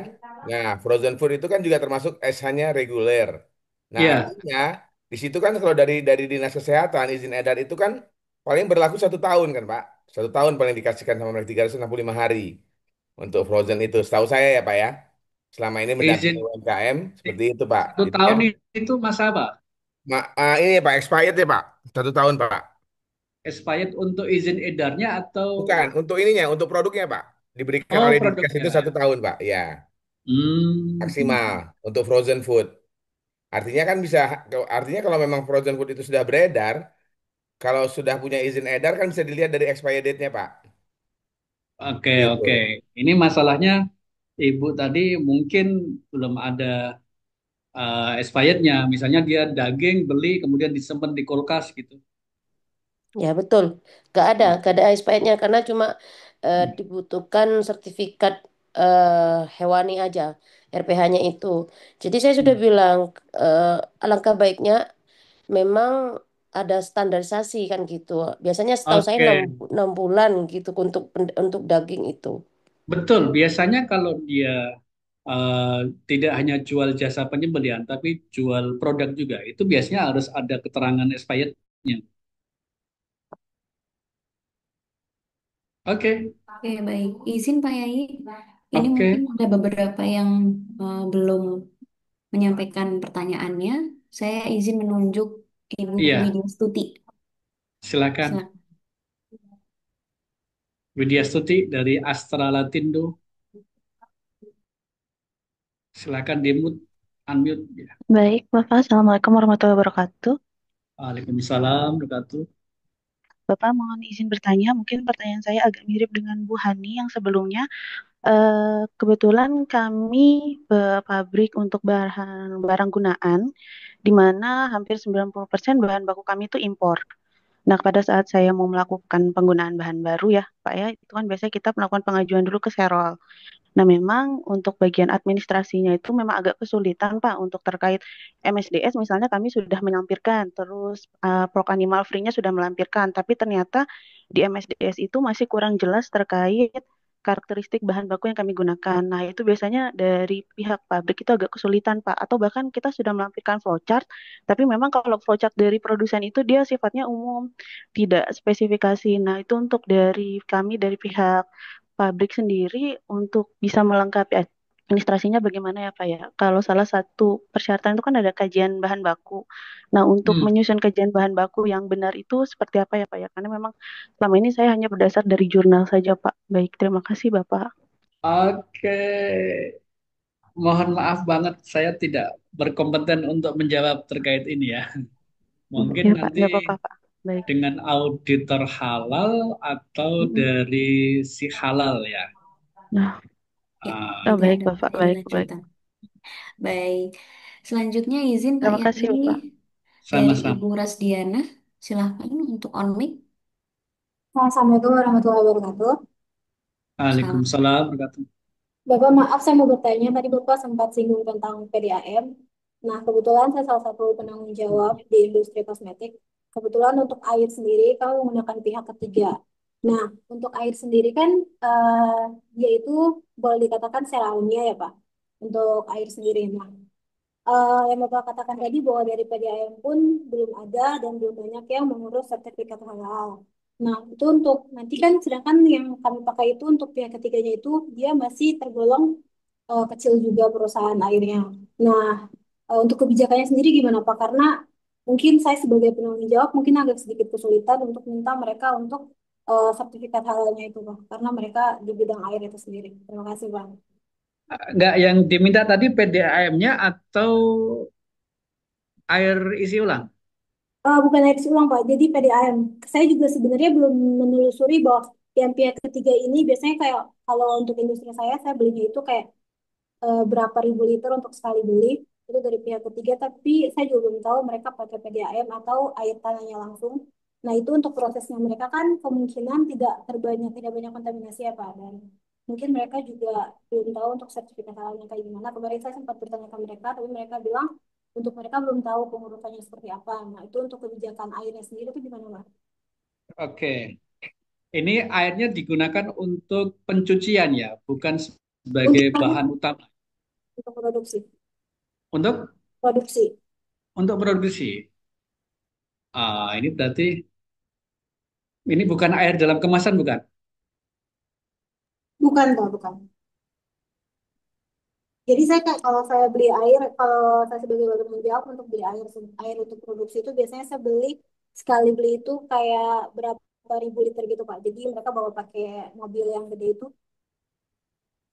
dia nanti Oke, disalin sama kita di produksi. yang biasa kita lakukan jika air PDAM itu belum punya SH, maka perlu ditelusuri dari bahan-bahan untuk penyulingannya tadi. Apakah dia menggunakan pasir silika, menggunakan tulang, atau bahan arang, nah, itu perlu ditelusuri. Nah, kalau dia menggunakan pasir silika kan sudah aman berarti. Tapi kalau menggunakan tulang kan perlu ditelusuri tulang apa yang digunakan. Apakah tulang tersebut hasil penyembelihan dari penyembelihan yang sesuai standar atau tidak. Tapi kalau itu untuk itu kan biasanya untuk pencucian atau untuk produk ya. Tapi kalau untuk AMDK kan standarnya lebih tinggi lagi ya. Harus ada standar uji lab dari SNI itu ya. Mulai dari warna, aroma, kemudian bakteri E. coli-nya. Nah, itu kan setiap tahun atau setiap 6 bulan harus ada uji labnya. Itu kalau untuk yang dikonsumsi untuk sebagai minumannya. Demikian, Mbak Rastiana. Baik, terima kasih, Pak. Baik. Ya, Izin Pak Yai, selanjutnya dari Ibu Siti Rosmiani, silahkan untuk on mic. Assalamualaikum Pak Yai. Waalaikumsalam ya. Izin Pak, di kami kan ada banyak kayak abon, di produk itu abon atau dendeng dari rusa atau menjangan yang hewan berburu itu. Nah, apakah itu bisa mendapatkan sertifikat halal? Karena kan kalau saya lihat agak kesulitan menelusuri itu yang berburunya itu apakah mau berburunya ketika berburu itu mengucapkan Bismillah atau enggak gitu. Hmm. Daerah kami banyak soalnya Pak. Daerah mana Ibu? Di Bima, Oh, NTB. Bima. Dia yang pemburunya itu Muslim atau non-Muslim, Bu? Kalau di Bima sih rata-rata Muslim, mayoritas penduduknya. Cuman kalau saya lihat di sini ini kadang ada dari luar Bima juga. Jadi bahan bakunya tuh dari misalnya dari mohon maaf kalau saya sebut daerah, misalnya dari daerah timur kayak gitu yang kita tidak tahu eh, apakah mereka yang berburunya Muslim atau enggak gitu. Oke. Itu Jadi gimana harus Pak? harus harus ditelusuri betul ya sampai sumbernya ya Bu ya, Bu Rosmiati ya. Apakah dia hasil penyembelihan atau hasil pemburuan ya? Jangan-jangan pemburuannya tidak sesuai standar, misalnya tidak tidak melepas dengan baca basmalah tadi. Saya kira perlu ditelusuri sampai sampai ujung ya, Ibu Rosmiati ya. Iya, Nggak boleh kita asal menerima saja, apalagi ini daging sangat kritis ya. iya Pak. Cuman kalau misalnya mohon maaf Pak, saya kan pembina juga di industri gitu. Nah kalau kita menjelaskan itu ke masyarakat itu sebenarnya Emang harus hati-hati ya. iya, soalnya kan Hati-hati ya. hari-hari mereka mengkonsumsi gitu. Ya, jangan sampai bilang haram dulu. Hati-hati. Sama seperti pengharaman minuman keras itu kan sampai 4 kali ayat turunnya. Misalnya biasaan orang Arab suka membuat minuman keras. Kemudian di dalam minuman keras itu ada manfaatnya tapi mudaratnya lebih besar. Kemudian tahap ketiga, jangan minum keras saat mendekati waktu sholat. Baru ketika pemahaman dan keimanan semakin kuat, diharamkanlah minuman keras. Nah, tapi ya harus hati-hati pelan-pelan menyampaikan kepada umat ya. Kalau langsung, ini nggak boleh, tidak diterima dakwah kita. Ya. Oke. Ya, makasih Pak. Berarti kami harus Baik. menjelaskan ke pelaku usaha untuk Selanjutnya menelusuri ya Ibu. dari sumbernya. Ya, Ya. ya, ya. Baik, dari Ibu Diah Suci, silahkan. Assalamualaikum Pak, izin bertanya. Saya Uci, balik lagi Pak, izin bertanya terkait dengan makanan fermentasi. Itu kira-kira ada toleransi nggak berapa persen kadar alkoholnya? Nah, di produk yang kita hasilkan untuk restoran sendiri kan makanan Korea, ada kimchi itu Pak, yang memang fermentasi, walaupun memang bahan-bahannya sendiri itu gunain dari sayur gitu kan. Mohon inputannya Pak. Oke. Oke, saya lanjutkan bahan saya tadi. Saya bahan baru ah,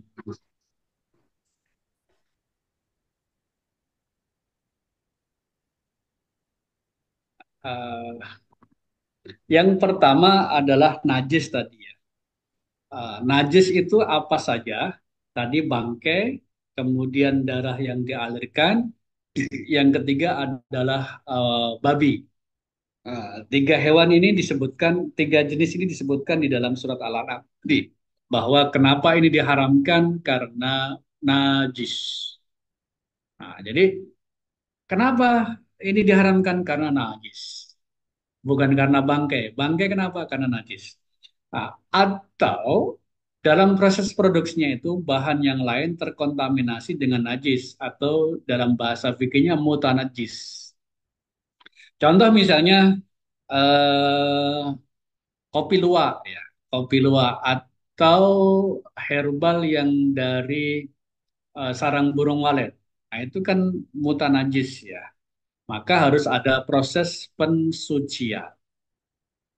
Pensucian di dalam fikih itu ada dengan tiga metode.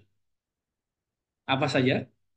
Yang pertama dengan thoriqatul mukasarah, menambahkan debit air sehingga melebihi dari dua kullah atau kisaran 270 liter. Itu pun dengan syarat air tersebut belum berubah sifat kesuciannya. Dari sisi apa? Dari warnanya, dari baunya, dan dari rasanya belum berubah kesuciannya. Yang kedua, dengan thoriqatun nazh, eh, juryanul ma, dengan juryanul ma, dengan mengalirkan air. Dicuci dengan dialirkan air. Yang ketiga dengan thoriqatut taghyir, merubah sifat najis. Tentunya dengan bahan tambahan, misalnya bahan-bahan kimia yang lain, seperti air daur ulang di hotel, di rumah sakit, atau di perusahaan besar, itu kan nggak mungkin menggunakan air yang dari air sumber terus, tapi dia air yang ada yang dipakai habis dipakai pensucian itu didaur ulang.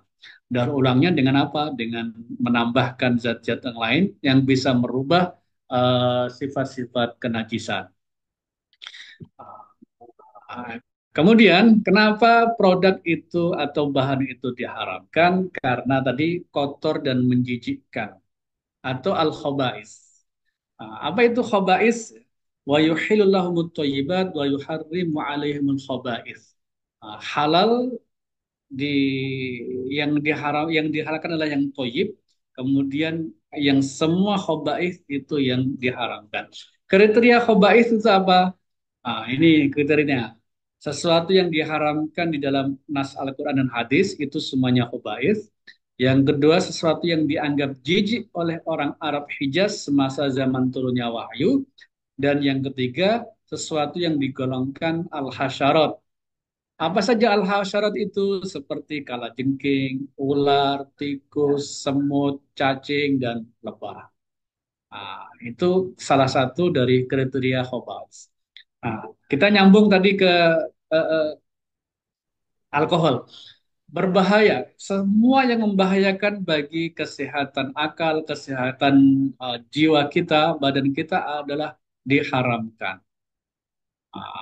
Tidak boleh kita mengkonsumsi racun ataupun bahan yang harus ada proses menghilangkan racunnya, seperti gadung ya. Keripik gadung itu kan harus direndam dulu, ditambahkan pakai kapur sehingga hilang racunnya. Yang memabukkan. Keempat, kenapa produk itu diharamkan? Karena memabukkan, muskir. Alkohol dengan homer itu hal yang berbeda. Tidak semua tidak semua alkohol itu kategori homer. Sebaliknya, kalau yang homer itu pasti ada kandungan alkohol yang memabukkan. Ya. Bagaimana jika ada produk yang ada kandungan alkohol non-homer? Nanti di belakang kayak ini. Untuk produk makanan, obat-obatan maupun kosmetik itu nggak ada batasan maksimal residu dari alkohol non-homer. alkohol non-homer selama tidak membahayakan atau tidak disalahgunakan. Nah, berbeda dengan produk minuman yang ada kandungan alkohol non-homer, maka batasan maksimalnya adalah di bawah 0,5%. Itu eh, didapat dari mana batasan di bawah 0,5%? Nah, ini atas penelitian dari hadis Nabi yang eh, pertama menyuruh eh, keluarganya atau sahabat membuang nabit. Nabit itu air infus ya dari kurma maupun anggur. Di hari ketiga proses pembuatan. Dan kala yang lain, Nabi memberikan nabit ini kepada pembantunya di hari ketiga. Ini ada kemungkinan bahwa diberikan itu karena uh, dari aroma ataupun warna serta rasa belum berubah dari kesucian. Sedangkan di saat yang lain itu disuruh membuangnya, berarti sudah ada perubahan warna, aroma, dan rasanya. Dan di hasil penelitian di hari ketiga itu kandungan alkohol non-homer itu sudah mencapai 0,5% ke atas. Nah, ini dijadikan sebagai standar bahwa minuman beralkohol yang non-homer itu batasan maksimalnya adalah di bawah 0,5%. Artinya, salah satu unsur kritis dari produk eh, jus buah-buahan itu adalah proses pengemasannya, proses penyajiannya. Apakah disajikan secara langsung atau dalam bentuk botol ya. Nah, kalau dalam bentuk botol, kan tentunya harus ada semacam apa untuk menghentikan proses fermentasi supaya kandungan alkoholnya tidak terus bertambah. Nah, kemudian kenapa eh, produk atau bahan itu diharamkan? Karena salah satu bahannya adalah binatang buas. Nah, Rasulullah Shallallahu Alaihi Wasallam angkul dina bin minas siba wa angkul mikhla bin minat toir. Jadi di sini ada dua kriteria, gigi taring dan buas. Tidak semuanya hewan yang bergigi taring itu diharamkan, karena bisa jadi dia tidak buas, karena fungsi gigi taring hanya pengeras saja. Nah, itu seperti eh, bajing dan tupai, ternyata dua spesies yang berbeda.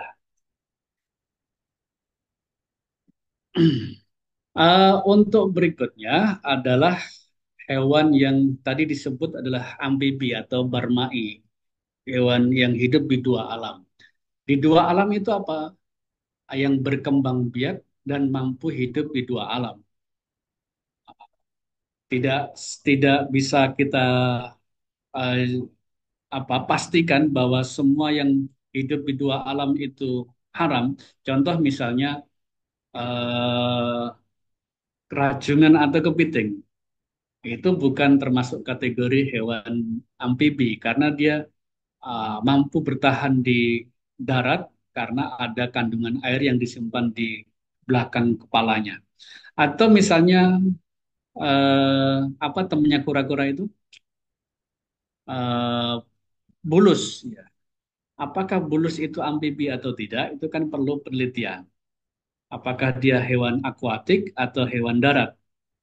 Nah, dari hasil penelitian menyebutkan bahwa bulus itu merupakan hewan darat. Habitatnya di air. Nah, dia bernafas dengan paru-paru. Nah, ketika kandungan oksigennya sudah habis, dia akan ke udara atau ke darat untuk mengambil lagi oksigen. Atau sekarang yang sedang kita siapkan fatwanya adalah giant salamander, kadal raksasa. Dari hasil penelitian, dia adalah hewan akuatik ya.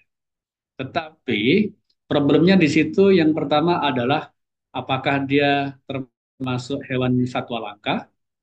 Kalau satwa langka harus ada proses penangkaran. Yang kedua, apakah di situ disebutkan dia sebagai hewan akuatik ya. Nah, kalau ikan dengan kata ikan maka habis selesai udah. Tidak perlu disembelih. Tapi kalau menggunakan kata hewan berarti harus ada proses penyembelihannya. Pertanyaannya, standar penyembelihan uh, giant salamander itu apa? Apa yang harus disembelih, apa yang harus diputus? Kan darahnya giant salamander kan seperti ikan ya. Dia menyebar ya, tidak melalui urat nadi. Nah, itu yang masih dalam kajian tim ahli. Kemudian yang paling penting juga adalah di standar ini standar nama, bentuk, dan kemasan produk. Nah, produk yang menggunakan nama dan atau simbol-simbol kekufuran, kemaksiatan, dan atau berkonotasi negatif itu tidak diterima sertifikasi halal, tidak ditetapkan kehalalan produknya oleh MUI. Contoh misalnya yang simbol-simbol kekufuran, misalnya saya punya produk bakery, Natal Bakery, itu kita tolak. Atau ada unsur kemaksiatannya, eh, coklat Valentine, kita tolak juga. Atau yang berkonotasi negatif itu seperti apa? Ah, ini yang menjadi perdebatan. Contoh misalnya Madura, masih ada Madura tadi, Pamekasan, eh, apa bebek carok, ya. Bebek carok. Apakah carok itu ada konotasi negatifnya atau tidak? Kalau misalnya saya ambil contoh aja, orang Jawa Timur itu dulu ya menggunakan kata danco, itu kan ada konotasi negatif ya. Tapi sekarang kan perubahan zaman, kadang karena kedekatan seseorang sebagai simbol persahabatan yang dekat, uh, kata danco udah beda lagi, tidak ada konotasi negatif lagi. Nah, ini pergeseran nilai ya. Yang kedua, produk yang menggunakan nama benda yang diharamkan. Contoh misalnya hewan. Eh, hewan yang diharamkan seperti apa? Anjing ya, anjing. Misalnya bakso anjing. Eh, Padahal di situ eh, dagingnya daging sapi semua, nggak ada daging karena ingin menarik perhatian aja. Kita tolak juga. Atau di Surabaya itu ada rawon setan. Kita tolak juga. Kecuali yang sudah mentradisi atau menjadi uruf ya, dan dipastikan tidak ada mengandung bahan yang diharamkan. Contohnya tadi oleh Pak yang dari Hotel Santika, bir peletok. Di situ kan menggunakan kata bir, tetapi dia sudah mentradisi bahwa itu adalah minuman herbal dan diyakini semua bahan yang digunakan adalah halal. Yang kedua, dikecualikan yang menurut pandangan umum tidak ada kekhawatiran adanya penafsiran kemudian mengkonsumsi hewan yang diharamkan. Ini masih Betawi lagi, yaitu roti buaya. Roti buaya itu juga dikecualikan. Yang ketiga, pengecualian yang mempunyai makna lain yang relevan dan secara empirik telah digunakan secara umum. Ini banyak sekali.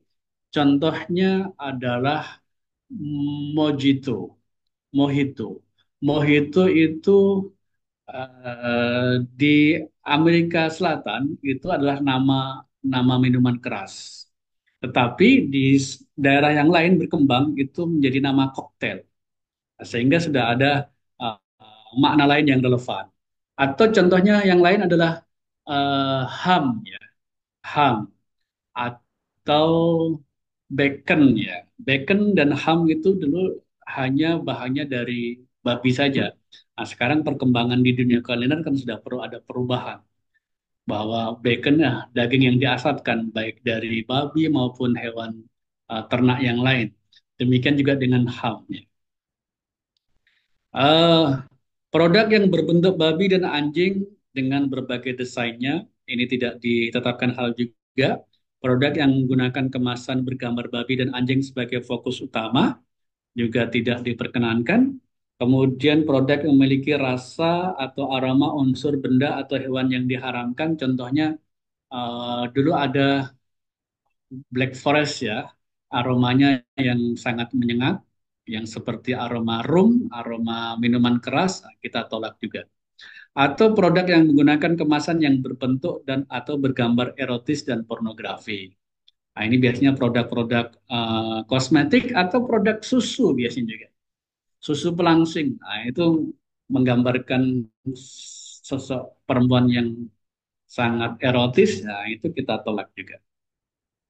Oke, masih ada waktu kurang lebih 10 menitan. Nah, Barangkali ada izin yang... Pak Yai.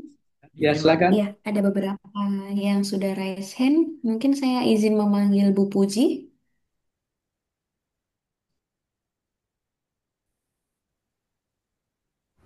Assalamualaikum Silakan untuk warahmatullahi wabarakatuh. unmute. Izin bertanya, Pak. Selama di industri perikanan banyak penggunaan alkohol untuk penghilangan bakteri atau kuman. Apakah nanti hasil dari proses produksi ikan tersebut akan menjadi haram? Menjadi haram walaupun bahan bakunya itu sudah halal. Kan ikan belalang bangkainya kan termasuk produk halal. Alkohol yang digunakan termasuk alkohol industri khamr atau non khamr, Ibu? Non khamr. Nah, kalau non khamr aman ya? Oh, berarti masih aman ya, Pak ya? Ya. Kalaupun dia menggunakan alkohol industri khamr, dimungkinkan ada proses pensucian nggak? Kalau dimungkinkan ya harus ada proses pensucian. Pensucian. Demikian Ibu Puji. Iya Pak. Oke. Iya Pak. Kalau silakan. Ini bertanya lagi Pak. Ya silakan Bu. Kalau di industri perikanan juga kan ada penambahan penggunaan es untuk mendukung proses tersebut. Nah, untuk saat ini proses penggunaan es tersebut sama-sama baru pengajuan sertifikat halal. Apakah itu termasuk bahan baku yang dikategorikan non halal dulu? Padahal kan airnya itu kan yang dikatakan tadi air termasuk halal. Bagaimana Pak? Untuk esnya, kalau dia sedang sama-sama mengajukan, cukup dengan bahan-bahan yang digunakan di proses produksi esnya, Bu, dicantumkan di situ. Iya. Izin Pak. Baik, Oke. Terima kasih. Sama-sama. Pak Kiai. Lanjut izin. Kebetulan Pak Bu Roro, silakan. Ya, Assalamualaikum Pak Kiai, izin bertanya. Halo? Ya, silakan. Oh ya, izin bertanya untuk titik kritis di pengurusan sertifikat halal untuk jasa kepabeanan, di mana di dalamnya kita tuh bekerja sama juga dengan perusahaan yang memiliki truk trailer dan kontainer, karena kita emang di bidangnya jasa distribusi kepabeanan yang memang tetapi secara packagingnya tuh menggunakan kontainer gitu. Bagaimana ya Pak? Oke. Untuk jasa pergudangan, jasa distribusi, itu yang paling penting ada penjaminan tidak ada kontaminasi produk yang non halal kepada produk halal. Itu yang yang paling penting. Dijamin tidak ada kontaminasi. Nah, caranya bagaimana? Nah, terserah. mau dipisahkan produk halal dan non halalnya, ataupun tetap dicampur tapi di sana pakai bahan pengemasan yang anti bocor, anti serap, ah, itu terserah. Yang penting ada proses penjaminan, nggak ada kontaminasi antara yang najis dengan halal dengan yang non halal atau najis yang produk halal. Demikian Ibu Roro. Oh iya, berarti untuk perusahaan yang di bidang emang jasa kepabeanan kan beda-beda perusahaan nih Pak. Kita bekerja samanya ada kerjasama dengan perusahaan yang memiliki truk trailer, ada kerjasama juga dengan perusahaan yang shipping line yang memiliki kontainer. Apakah semua perusahaan itu harus memiliki SH gitu? Biasanya dengan MOU bisa, Bu. Hmm. Pakai MOU gitu bisa. Oh, pakai MOU aja nggak perlu ada SH sebenarnya ya Pak ya? Sekarang sudah proses ya untuk sertifikasi halal jasa produksi, jasa penyimpanan, penggudangan itu sudah mulai diproses ya dalam rangka mewajibkan. Dulu ada sepertinya ada relaksasi itu.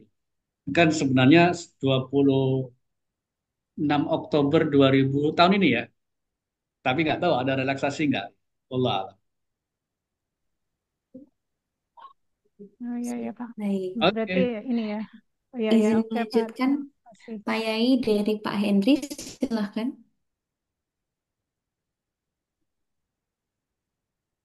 Silakan Pak Hendrik. Terima kasih Pak. Izin bertanya mungkin dua hal Pak. Satu, tadi Bapak menyampaikan soal kepiting. Kepiting ini saya nggak tahu juga ini masuk binatang apa itu. Masuk kategori ikan kah atau amfibi. Nah, seandainya dia, saya sering kali melihat juga orang memasak kepiting itu. Dia nggak tahu cara mematikannya seperti apa. Ini khususnya kepiting air tawar yang kita beli masih hidup. Kalau seandainya itu dicemplungkan ke air panas karena nggak tahu mematikannya itu bagaimana hukumnya gitu Pak? Apakah itu jadi halal atau dia berubah jadi haram gitu? Nah, terus yang kedua soal tape tadi Pak. Bapak tadi menyatakan bahwa halal itu alkohol di bawah 0,5%. Bagaimana halnya kalau ada makanan tape atau olahannya, baik air yang dikumpulkan untuk diminum, difermentasi, dibuat produk lain misalnya. Nah, apakah itu kalau seandainya lebih dari 0,5%, apakah berubah juga jadi haram? Terima kasih, Pak.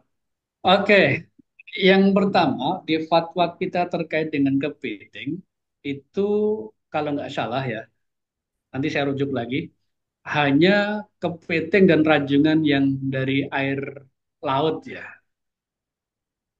atau yang air payau ya. Kalau yang di sawah-sawah itu saya rasa belum masuk di fatwa tersebut. Jadi saya belum bisa memastikan bahwa kepiting sawah atau kepiting sungai itu halal atau tidak ya. Yang kedua, proses pemasakan itu kadang tidak berperihewanan ya. Meskipun dia karena dia kategori ikan tanpa disembelih langsung dibakar itu nggak masalah ya. Tapi kadang ada yang iseng gitu ya, mempertanyakan ini pelaku usaha tidak berasa hewanan ya. Bahkan di daerah Kaltim ya Samarinda itu ada menu makanan yang dari kepiting muda ya. Jadi dia kepiting kemudian dipotong-potong kakinya, nanti dia tumbuh kaki muda itu rasanya enak banget. Demikian Mbak Hendri. Kemudian yang kedua adalah tape. Tape itu kategori makanan atau minuman Mbak Hendri? Makanan, Pak. Makanan berarti nggak ada batasan maksimal kandungan alkohol non homernya. Nah, kecuali air tapenya sudah dipisahkan. Nah, itu beda lagi. Baik. Demikian Pak Hendrik. Izin melanjutkan, izin melanjutkan Pak Yai dari Ya. Bu Yosi, silahkan untuk on mic.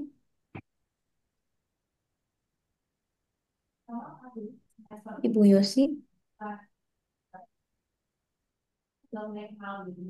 Iya, maaf dengan Yosi ya. Soalnya mohon maaf di Iya, sini suaranya kurang jelas karena sedang hujan. Oh, jelas banget, Bu. Mungkin silakan Bu. pertanyaan saya hampir sama dengan Bu Roro tadi ya terkait distribusi produk karena kan memang untuk industri saat ini tidak bisa lepas dari industri logistik di mana setiap barang yang kita kirimkan itu menggunakan bantuan dari logistik. Jadi memang pertanyaan saya adalah sejauh mana sistem distribusi produk dapat mempengaruhi status kehalalan suatu produk. Tadi mungkin Bapak Miftahul Huda sudah menyebutkan bahwa untuk sementara kita bisa menggunakan seperti MOU begitu ya Pak ya untuk memastikan produk kita tetap dalam kondisi yang halal ya Pak. Eh, Memang belum menjadi kewajiban ya eh, untuk sertifikasi logistik ya, tapi sedang proses menuju itu ya. Nah, tapi titik kritisnya di situ di jasa logistik tentu tadi yang saya sampaikan adalah adanya penjaminan tidak ada kontaminasi eh, produk najis ke produk yang halal atau yang produk non halal dengan produk halal. Mau dipisahkan, mau dikemas dengan yang baik, nah itu terserah. Yang penting tidak ada adanya jaminan, tidak adanya kontaminasi. Baik, terima kasih Bapak. Oke. Baik, baik Pak. Mungkin waktunya sudah di akhir. Mungkin saya Mm-mm. izin mereview sedikit. Jadi Bapak Ibu, terima kasih atas partisipasinya.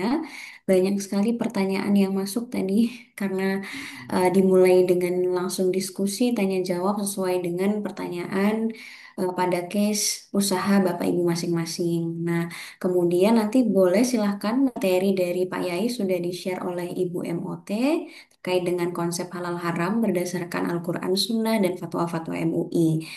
Oke, baik. Terkait najis, kemudian alkohol, tadi semua sudah disampaikan. Mungkin nanti Bapak Ibu jangan khawatir, terkait dengan titik kritis juga akan ada materi selanjutnya ya oleh masing-masing kelas.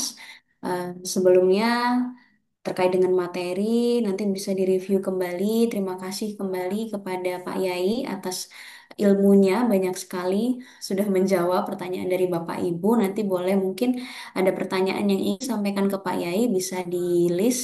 Nanti saya bantu untuk sampaikan ke Pak Yai. Mohon izin ya Pak Yai. Oke, Terima kasih siap. sekali lagi atas waktunya. Barakallah Bapak Ibu. Hmm, Waktunya sudah selesai. Terima kasih saya akhiri. Wassalamualaikum warahmatullahi wabarakatuh. Waalaikumsalam.